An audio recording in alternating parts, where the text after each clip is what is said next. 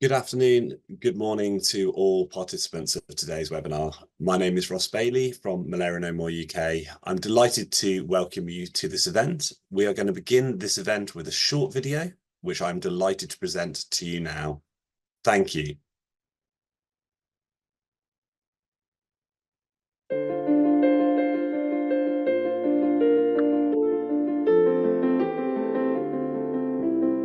My name is Nambudia Sarah. I'm a team leader at Mothers Initiatives Africa. We are located in Eastern Uganda. I've come to realize that malaria is a killer in my community. It has killed 100 children in the month of April 2022, meaning 3 children are dying of malaria every day. That is very dangerous. However, this can be prevented, and it's unacceptable because I'm here to fight malaria. I've joined this fight because if malaria is eliminated, we will have healthy families, the families will be productive, we will educate our children, and this will change our livelihoods. I call upon the leaders, both local and global, to see that we work together to achieve our goal. Together, let's fight for what counts.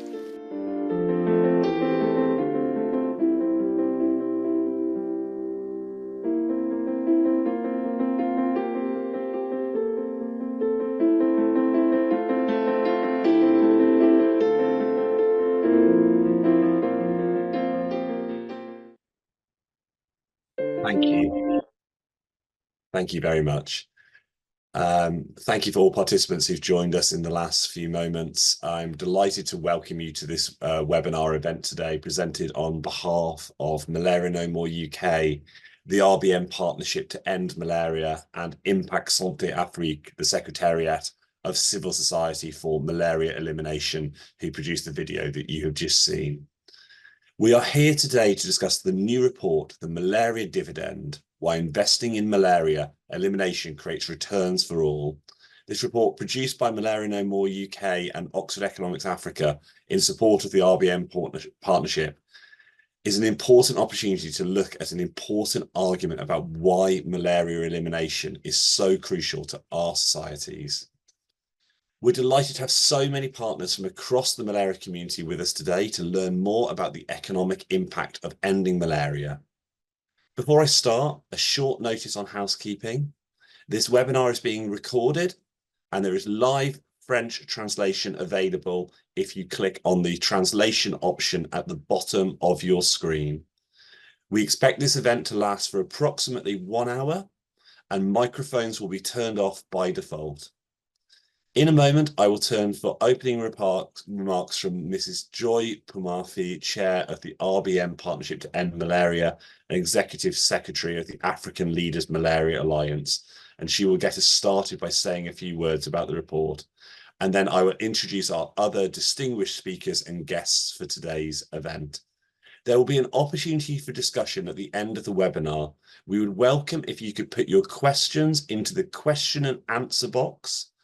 The chat box is also open. We ask people please to keep any interventions short. Please do add your name and organisation to any questions. I now turn to Ms. Joy Pumafi for opening remarks. Thank you. Distinguished guests, ladies and gentlemen, thank you for taking the time to be part of this crucial discussion on malaria and the future of our people. The first 2 decades of the 21st century marked a golden era in the fight against malaria.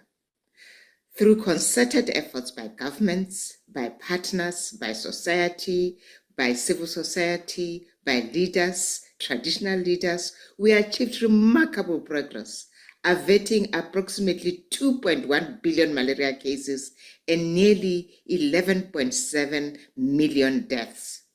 Despite these major gains, Africa now faces a perfect storm in its fight against malaria. Financial shortfalls, climate change, insecticide and drug resistance, and humanitarian crisis collectively threaten to reverse our achievements, potentially leading to devastating malaria upsurges and poverty in our communities.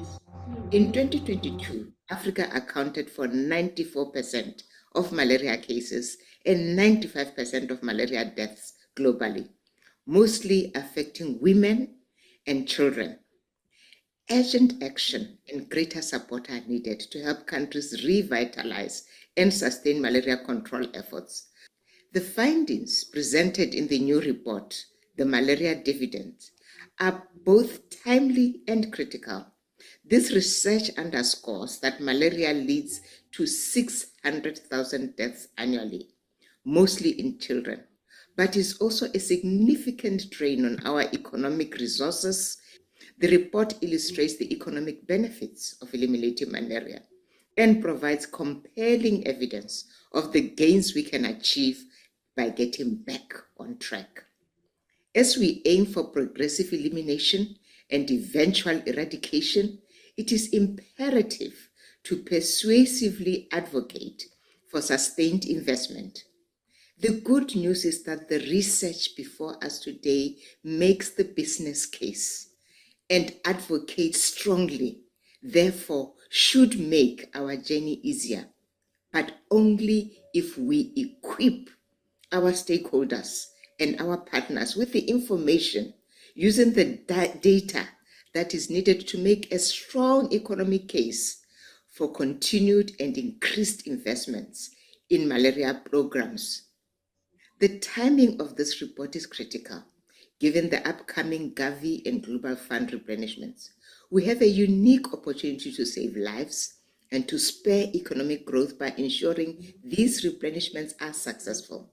Additionally, we must ensure that malaria retains at least its current share of the available resources, given the fact that even the current share of resources is actually delivering less commodities because of the expensive new commodities that are required to address both antimicrobial resistance and, of course, introduce new innovations.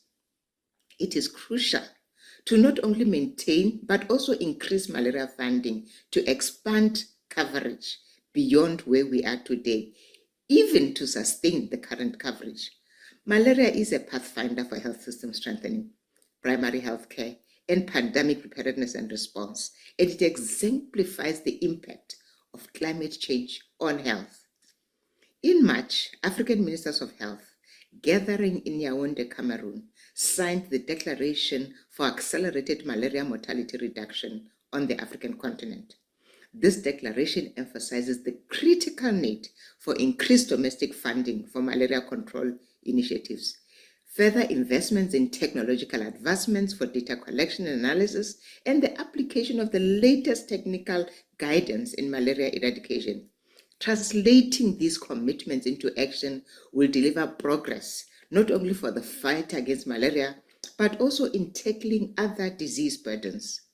As I conclude, I extend my heartfelt congratulations to the RBM Advocacy Committee for their relentless efforts and to the authors of this invaluable report from Malaria No More UK and Oxford Economics.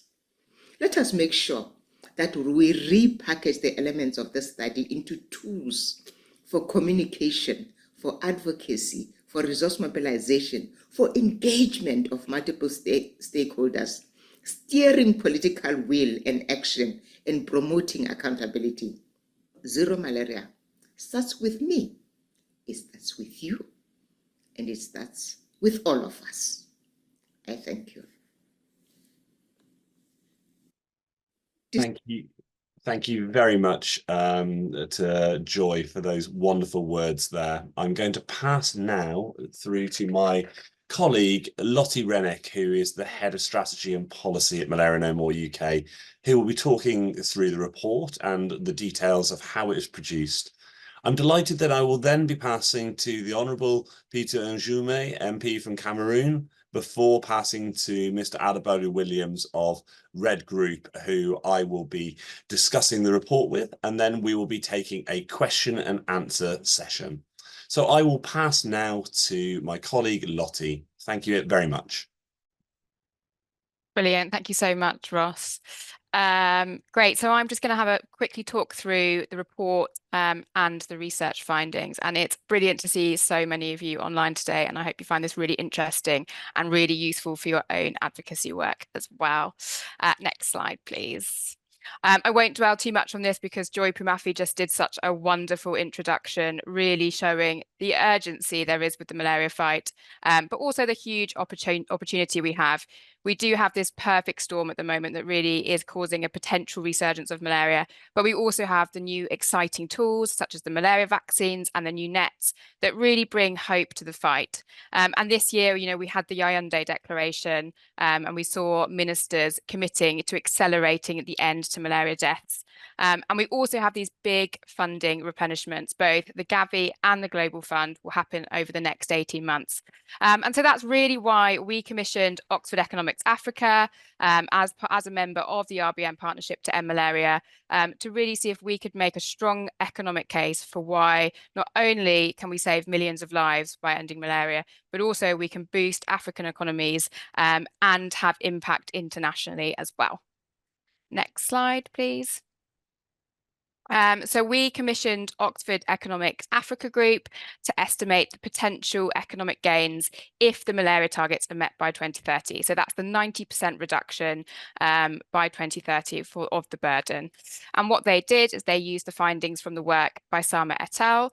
On the historic economic impact of changes to malaria case incidence between 2000 and 2017. And they combined this with the latest World Health Organization data on case incidence to examine the impact for all endemic malaria countries and also 13 focus endemic countries. So those were the top 10 highest burden, plus Kenya, Zambia, and Ghana.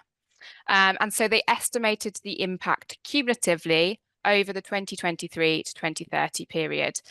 They then extrapolated these findings at an international level for the 13 focus countries and for bilateral trade with the G7 countries, the UAE, Republic of Korea, and the rest of the EU.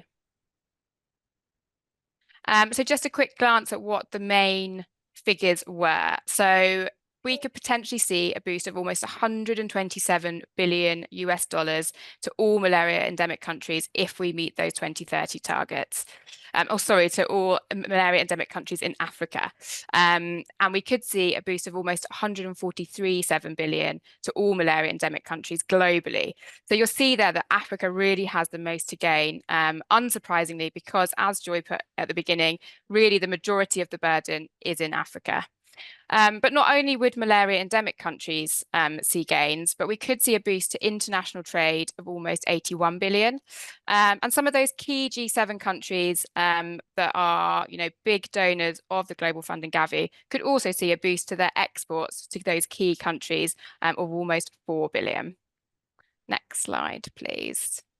We just have a video here of George's story. He's a fisherman from Kenya, around why it's important for people themselves to end malaria too.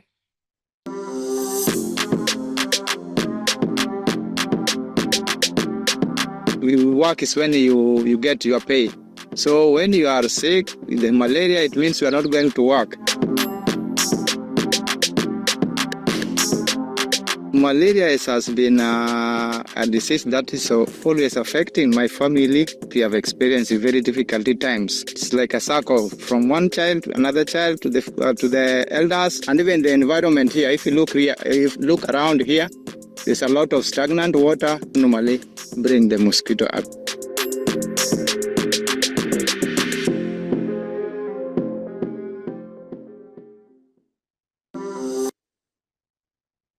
Great. I think it's just so important to highlight that these aren't just numbers, but actually, malaria really impacts every aspect of people's lives and including their ability to work as well. So now I'm going to do a bit of a deep dive on those headline results.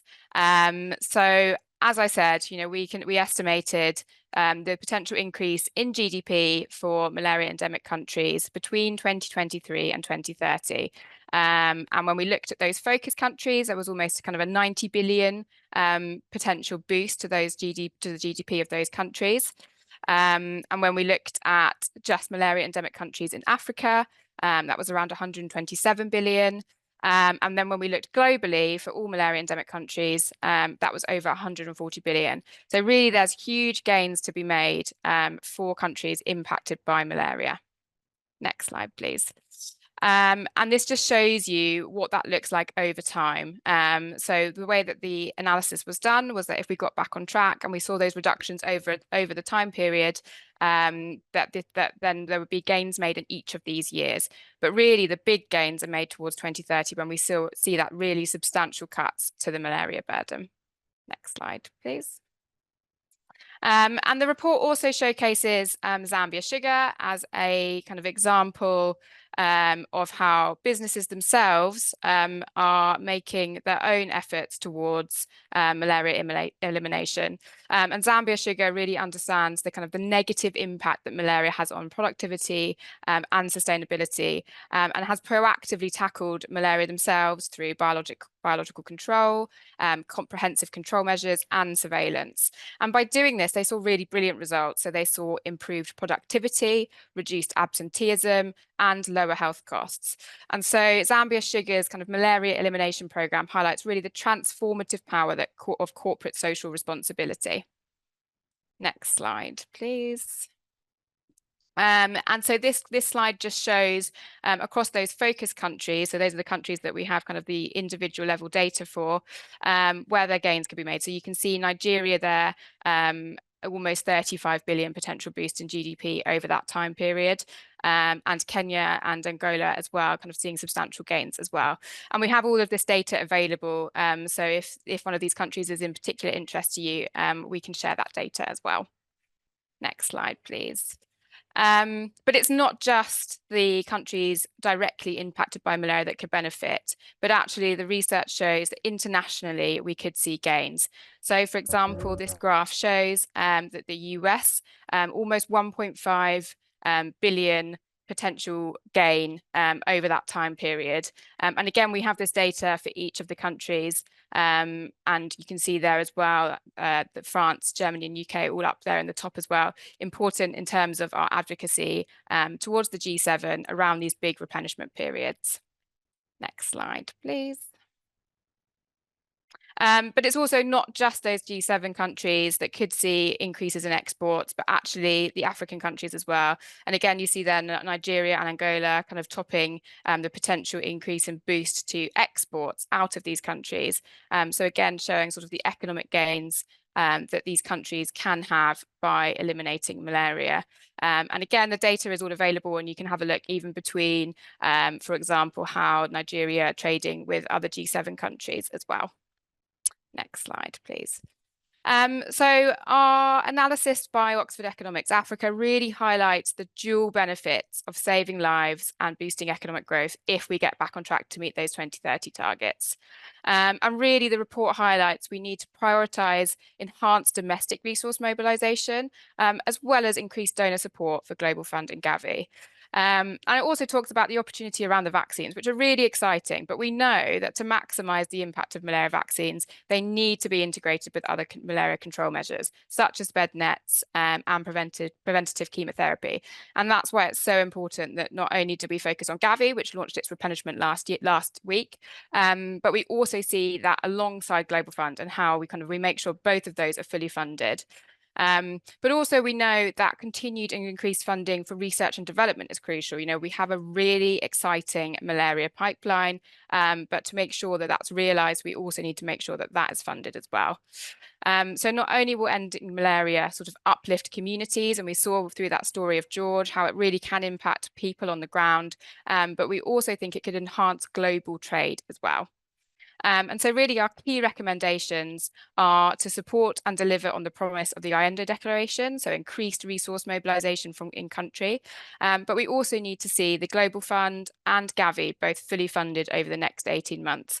And we also need to recognise the link between economic development, global health security and malaria elimination to be able to do this, to be able to really harness the political opportunities that we've got right now. Next slide, please. And so as I said, if you are interested in any of the data, we've made that all open source. So we're more than happy to share that with you, and we're happy to assist you in how to use it as well for your advocacy. And just in terms of what we've done so far with the report, so we did a very big media push, and huge thanks to the RBM Partnership as well for supporting that. And we managed to secure 66 pieces of media coverage across 13 countries and including all G7 nations, and multiple different African countries as well. And you can see there that we secured a segment on BBC News focused on Africa. We secured an exclusive with Bloomberg, and then, as I said, across multiple different media channels as well. And RBM partners have provided this research report to key G7 nations ahead of the G7 summit, including Italian, US, UK and French government officials, so that they can use it with their influencing work. And we really welcome the further sharing of this with officials, and to work with partners in making sure that we share this forward with your Parliament and your government relations as well. And I think I will end there and pass back to Ross. Thank you very much, Lottie. I hope that presentation was extremely informative to everyone watching along today, and a recording of this webinar will be made available at the end of today, as well as the question and answer sessions to go into more detail through the course of this webinar. So thank you to Lottie. It's my pleasure next to talk with the Honourable Peter Njume, member of the National Assembly of Cameroon since 2013. The Honourable Peter Njume is a keen advocate on several national and international networks on climate change, health and education.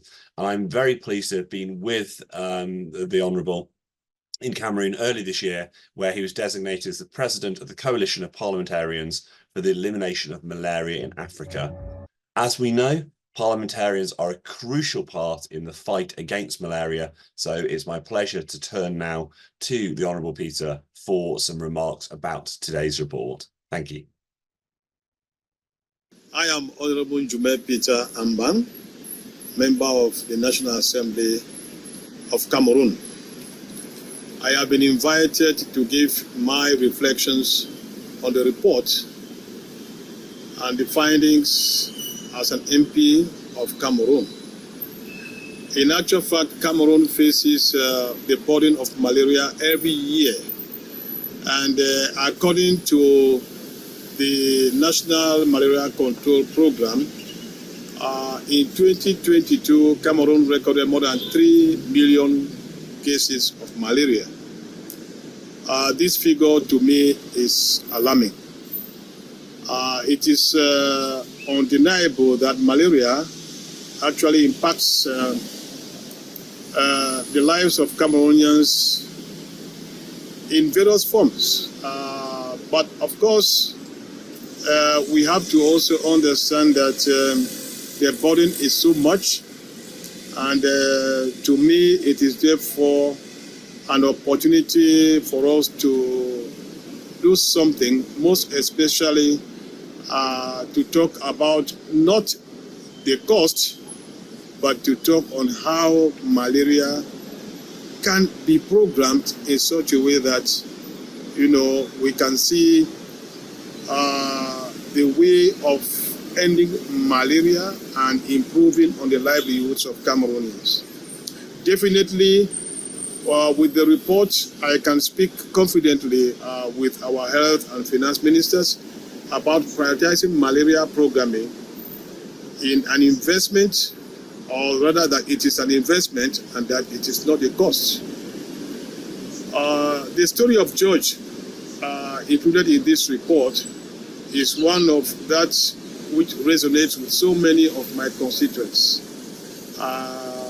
When people can't work because they or their children are sick with malaria, it holds them back from their full and healthy lives, but it also impacts their livelihoods. I'm proud to mention here that my country supports the work of the Global Fund since its creation, and we are committed to increase our domestic contribution to end malaria. But again, if I could say one thing to leaders around the world, is that more is still needed to be done. Those numbers are so clear. By ending malaria, of course, we are definitely going to unlock millions of dollars in GDP and trade. I'm proud to be part of this parliamentary coalition or the elimination of malaria in Africa, known in its English acronym as COPEMA. We have been working together with other parliamentarians, and we are so committed. But above all, I want to say that this network has actually ushered in a new era in the political commitment of countries involved to accelerate the fight against malaria on the African continent. As an MP, I'll be working to ensure my fellow parliamentarians have the findings of this report available to them. And of course, I hope that you will be doing same so that together we can change the story in our various communities and countries. Thank you very, very much. I look forward to seeing all of us fully engaged in this fight, which of course I will dare to say is sacred.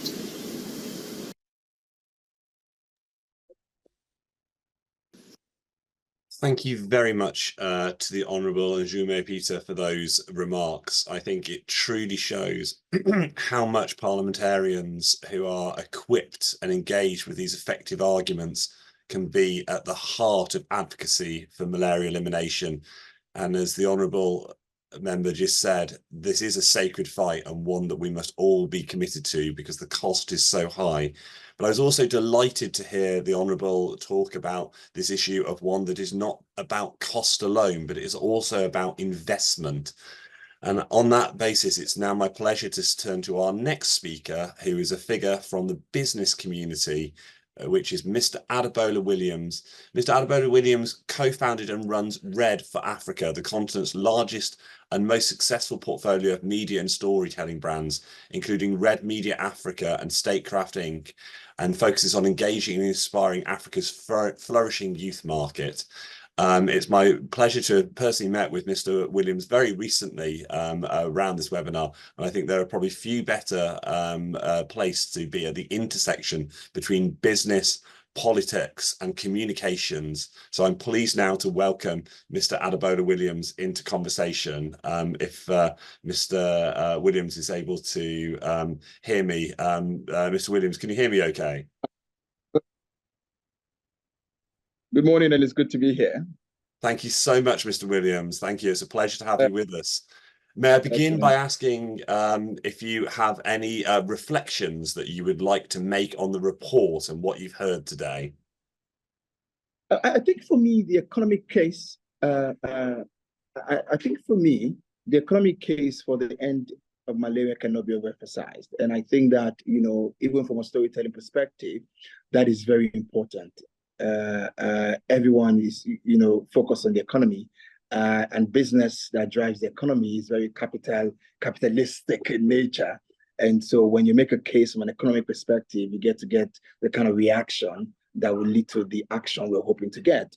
Investing more in the fight to end malaria would definitely save millions, you know, but most importantly, grow African economies and make them more appealing to partner with the world.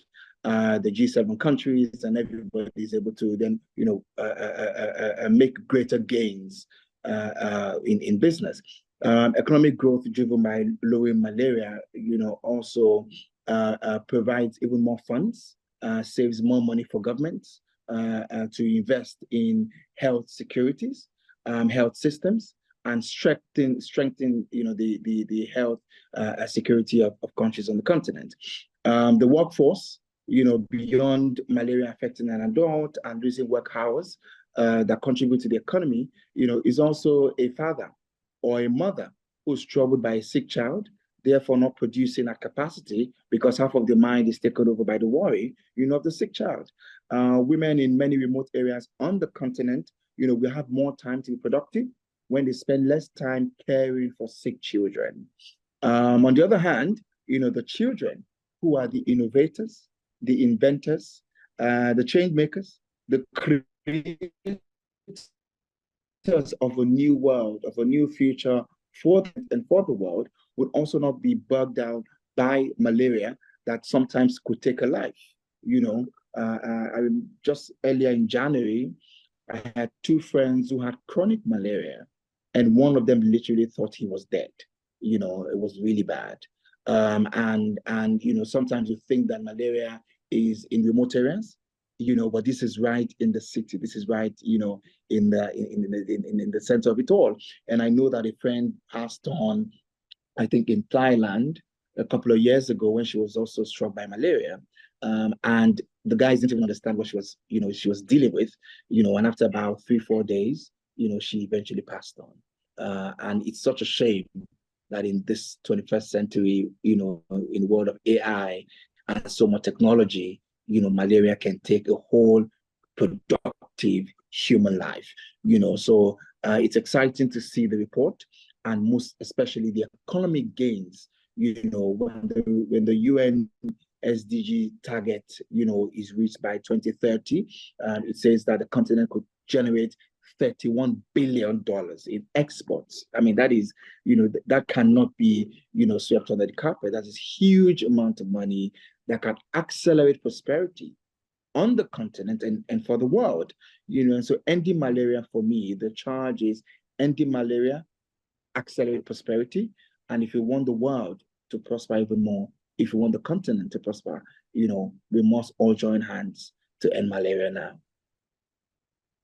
Thank you, Adebola. Those are such strong words on this issue. And, you know, may I say how sorry I'm here to about those personal losses that you have faced there. I think it is telling, some of what you said there as well, is that whilst overwhelmingly the burden of mortality falls on young children under the age of 5, you've spoken there about the impact that malaria had on adults and business people that you know. So this is something that you would, you know, clearly make clear how this is affecting working age individuals, which I think is a huge issue, you know, for all of us to recognise. So maybe follow up with a next question, which is, what do you see as the private sector's role in telling the story of malaria as an investment in strengthening economies? And what can malaria advocates gathered here today, what can we do to help equip the private sector to become a stronger ally? I think, first of all, is that this report needs to get into the hands of everyone that matters, needs to get into the hands of all the corporates, needs to get into the hands of entrepreneurs, needs to get into the hands of, you know, DFIs, you know, everybody from the World Bank to the IFC to the AFEXIM to AFDB to the banks in Nigeria, in Kigali, in Nairobi. Everyone needs to see this report. And from a media standpoint and storytelling standpoint, we will need to do a lot more work and bring a lot more attention from the media partnerships to highlight the economic gains of ending malaria. That's on one hand. We need to create short storytelling videos. We need to create, you know, infographics. We need dedicated time from CNN to the BBC. You know, this conversation needs to be centered again as an issue. And when we get corporates who are partners with these causes, sometimes the media houses will say, you know, we've allocated time for you, but you need more. Can you pay for it?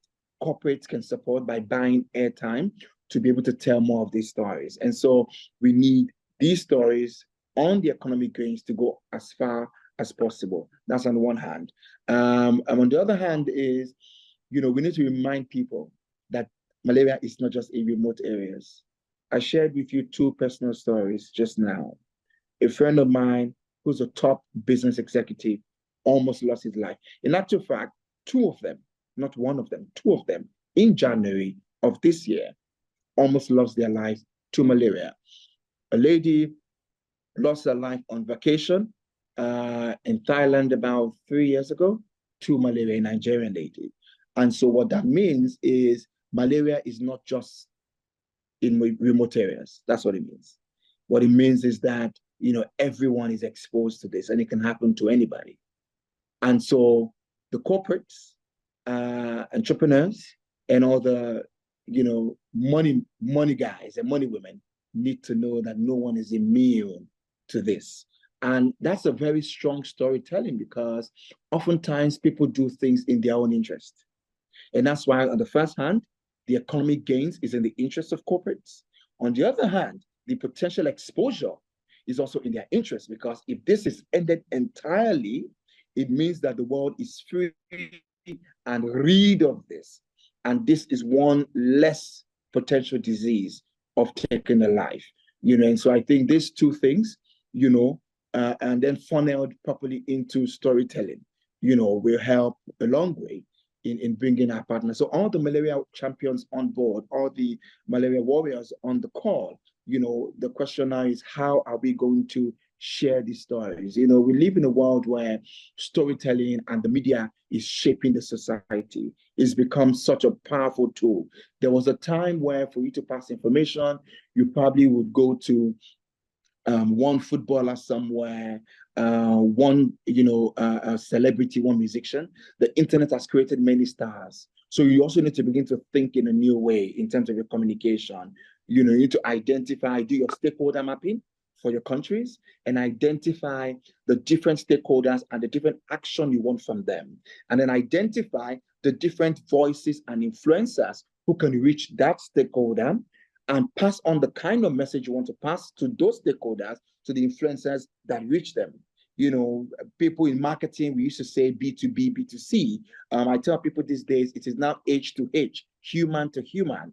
It's human stories that lead to real action. So we need to tell more human stories. That's why the story of my friends who passed on, or the one who almost, is very important, because people can see themselves through the eyes of other people. And so it's important that, in going forward, you need to do not take for granted the power of the media. More than half of the world is on the internet, has mobile phones. It is time to deploy this very important tool to tell the stories in local languages. Do not ignore the clerics, the religious leaders. Do not ignore the market leaders, the labor unions, organized society. The leaders are key in passing this information. So you must break down your stakeholders. But very important, remember that the internet has given you a free gift, and it is up to you to engage the voices that matter on those platforms to be able to shape society. Behaviors are not changed overnight. Behaviors are changed by consistent push, by consistent storytelling, by consistent information sharing. And so let's use this gift of the internet to shape our society the way we want to see it. Thank you, Mr. Williams. I very much like that phrase, that the internet has given us a free gift. And I think that perhaps reflecting on the fact that we have nearly 100 participants from across the continent of Africa all tuning into this event today, showing the ability to transmit information at such a faster pace than we have. I was very grateful for your remarks there on the role of the private sector and how it can play, and the need for us to think relentlessly about how we move with the times in communicating and achieve that reach.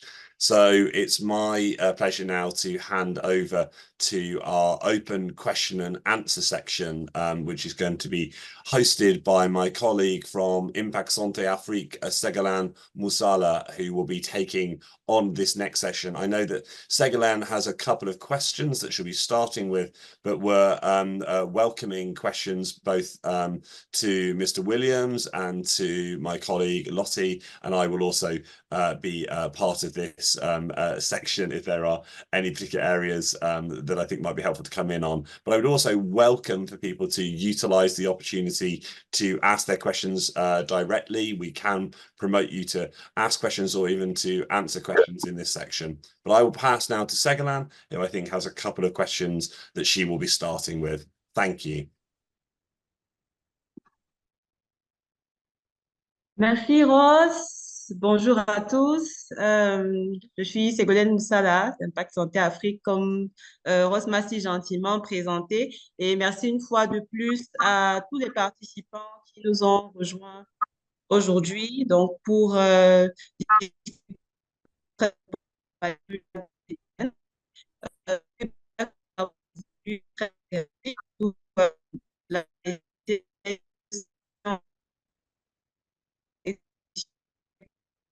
Donc, pendant que je pose la première question qui sera adressée à Lottie, je vous invite une fois de plus à continuer à nous envoyer vos questions dans le chat et nos intervenants qui sont disponibles aujourd'hui nous se feront un plaisir de vous répondre. So my first question, sorry, is going to go to Lottie. Going forward with the report, what practical ways could we expect to see this economic dividend reinvested? Thank you. I think there's a real opportunity to reinvest what we could, gain from ending malaria back into health systems, strengthening health systems, strengthening surveillance, building capacities, particularly in Africa around research and development, really, kind of strengthening the health security both of Africa regionally, but also potentially globally as well. And those gains that those G7 countries could see as well, I think there's an opportunity to reinvest that as well back into research and development. And not only would all of this have, positive benefits for malaria itself, but it would have far-reaching benefits for other disease areas as well. And, it's really about securing stronger health security for the whole world. These gains that we're seeing are, could be felt globally, and really we could reinvest those in a way that again could be felt globally as well.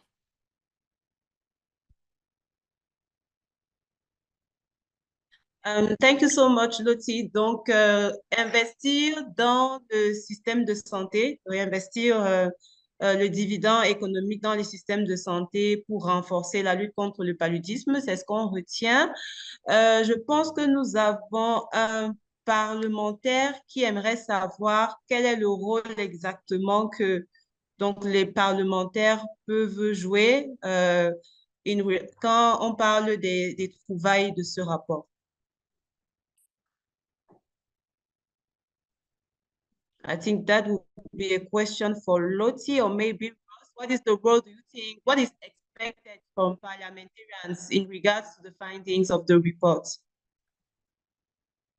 Lottie, I'd be happy to take that question if that's okay. I'm delighted to have this question. We were unfortunately not able to make the schedule work for the Honourable Njume Peter today, but I know that he was very pleased given his new role to be part of this. I think that there are probably a couple of parts for parliamentarians on the first part of this. So the first is understanding and sensitizing access to this information.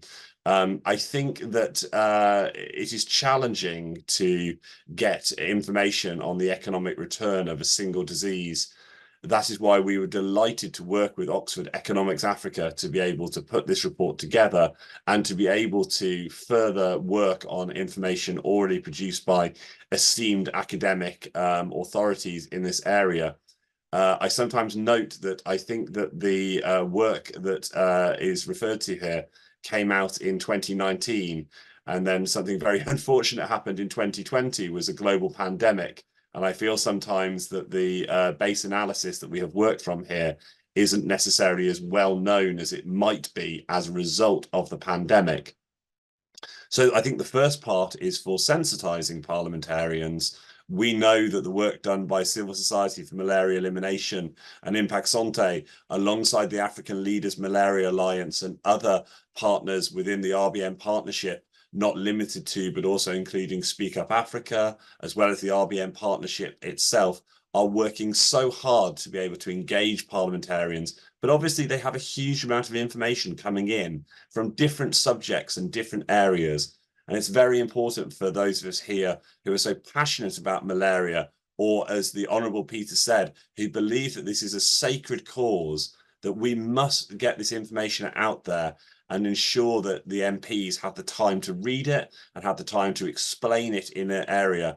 I was taken by also what Mr. Williams said on the call a few moments ago about the number and plethora of sources of information. So we must make sure that it is cutting through, and also that we're using the most appropriate form of information.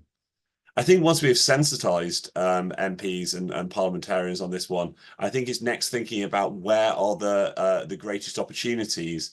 And one of the things that I have been delighted to see this year is the Yaoundé Declaration and the energy going into the high burden, high impact initiative that was held at the summit in Yaoundé just 3 months ago. I had the pleasure to be there, and there was real energy in the room for the role of domestic action.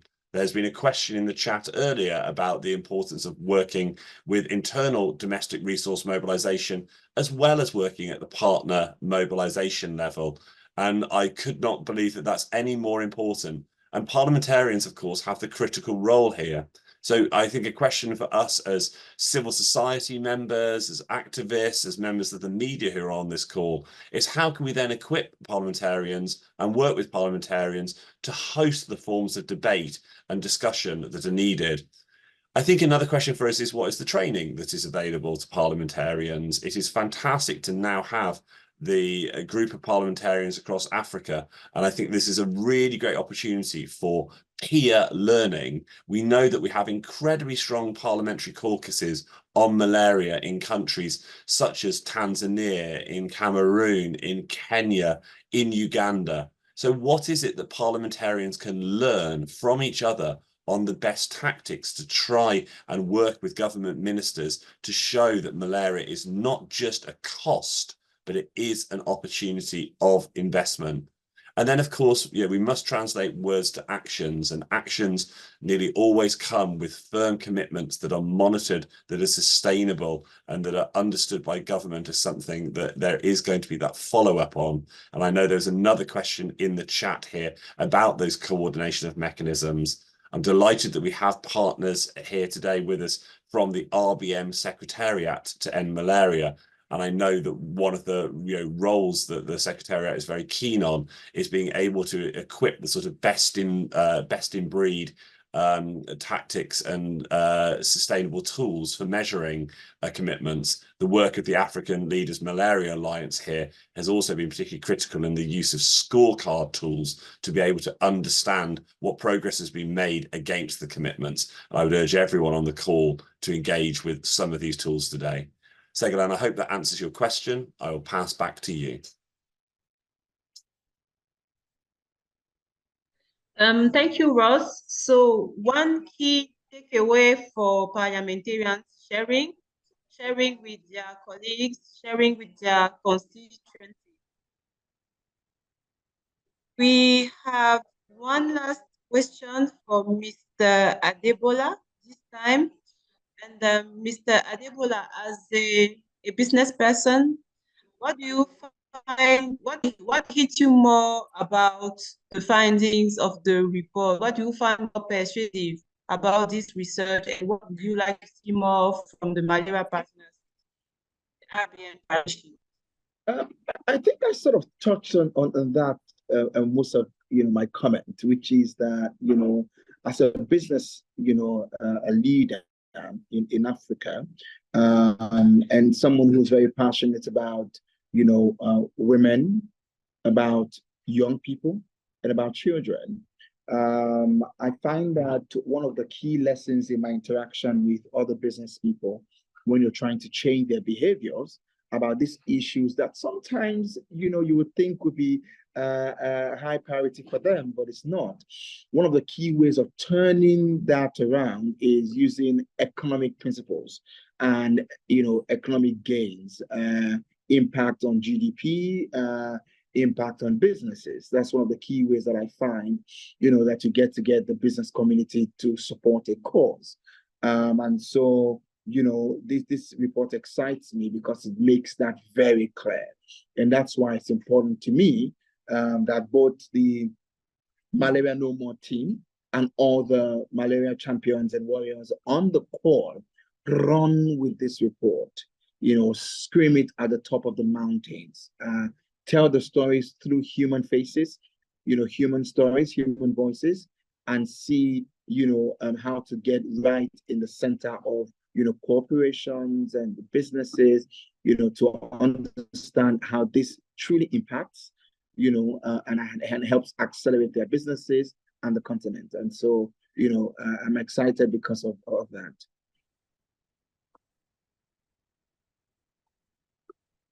Thank you so much, Mr. Adebola. So we have one colleague for Kenya asking, since malaria is a vector-borne disease, how do we look into measures that promote public health and improve environment to mitigate against mosquito species?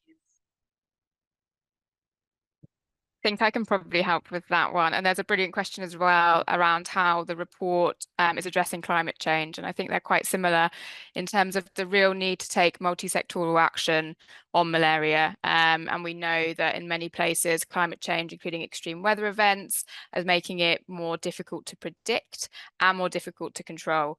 And really, we need to ensure that we have stronger surveillance, early warning systems. We need to ensure that the different sectors in a country are properly working together and talking to each other. And in particular, what's super important is the data sharing. So, it's making sure our weather data is linked up to our malaria data, so we're able to better predict outbreaks and respond to them much quickly. And I think we often find in many governments that those sectors don't talk together properly. And so really we hope this report in itself not only brings that urgency, so we very much, we're very much framed this report under that perfect storm, which includes the impacts of climate change, but also it helps start to bring those sectors together. So for this instance, it's potentially the finance and the health, but yeah, really important that we also think about, the environment and the climate, and that sort of multi-sectoral action is taken across diseases, in fact, as well as malaria.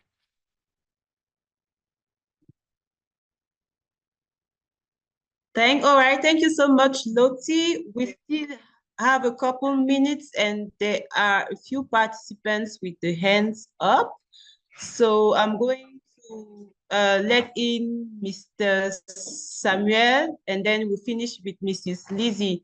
Mr. Samuel, I hope you are here. I just let you in. You have the floor to ask your question. Please unmute your mic.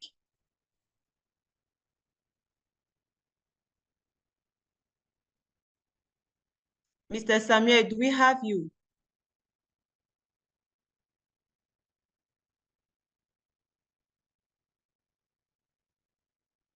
Okay, maybe he has an issue. So we go with the next participant, Mrs. Lizzie Otaye. You have the floor. I'm letting you in. You can present yourself and ask your question. Please unmute your mic. Perfect. Thank you. I hope you can hear me. I'll be brief. So this is a beautiful report and I had some time to glance at it. I'm just more worried about the progress we've made so far in the fight to eradicate malaria. And I mean, we're excited about the 2 malaria vaccines, but the problem is we already have concerns about the vaccines not being enough, especially for the African continent. And I feel like that is just going to be one thing that is going to move the progress we've made over the years a couple of steps back. It will be good to know how pushy we're going to be with, especially with the policymakers and them ensuring that we can start manufacturing this particular vaccines in the continent. So I don't know whether that has been addressed yet. Thank you.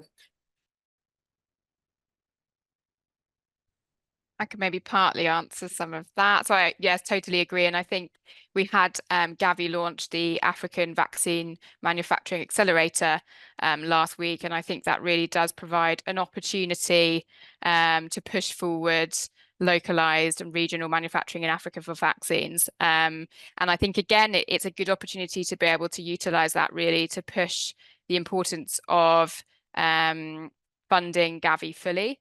both to ensure that those vaccines get rolled out, but also because of the sustainability for the future of vaccine manufacturing and those capabilities. And as you said, vaccines alone are just not enough. It's so exciting to have 2 vaccines being rolled out across 20 countries in Africa this year. But we know for them to be most effective, they need to be rolled out with those other tools as well. And that's why both the domestic resource mobilization is so important, so countries themselves investing, as well as ensuring that the global fund is fully funded next year as well, because so many of those programs are provided by the global fund as well. Thank you so much. Thank you so much, Lottie. I think we did the round with all the questions. Once more, we thank all the participants. Segalan, I have one last question coming in, Mr. Joseph Wato. And Segalan, we can give you 1 minute. I'm letting you in to ask your question. And I think Samuel may be back with us now, Segalan, if he's available, but only if we have time. Actually, it's Mr. Joseph Wato. You have the mic, please. Oh, yeah. Hello, everyone. It's not a question, but just a contribution by saying that, yeah, malaria, it's true that it kills mostly children under 5 and pregnant women. But as the previous speaker was saying, we need to also focus on the malaria for adults, because it mostly attack brain. And you will have, for example, in our countries, you have people in the streets. It is not because of another disease, but sometimes it is because of malaria that attacks the brain, the cerebral malaria. So we should be looking onto that also, because it is something most important. And also the elders. Let's look at the elders, and sometimes as they are old, their system is weak, and having a weak system and having malaria at the same time, it goes very fast, and it can kill them. And sometimes we don't even look at it. We don't even imagine that it can be malaria that kills that person. We would just say, no, it is just because she or he was old and that's why he died. But we don't know that sometimes it is because of malaria. So we should be also looking at those aspects to really treat malaria or fight malaria when we talk about malaria in our communities. Thank you.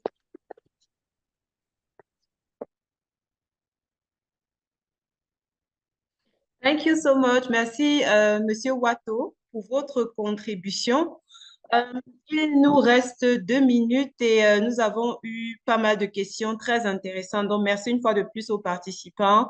Merci à tous les intervenants qui se sont rendus disponibles pour cet échange sur le rapport Malaria Dividend et l'impact économique du paludisme. Nous rappelons que le webinaire a été enregistré, donc nous pourrons partager le lien aux différents participants pour partage à ceux qui n'ont pas pu nous rejoindre. Et nous rappelons également pour ceux qui sont intéressés à lire tout le rapport, il y a Mrs. Jenny qui a partagé le lien dans le chat, donc n'hésitez pas à cliquer sur le lien pour accéder au rapport en entier.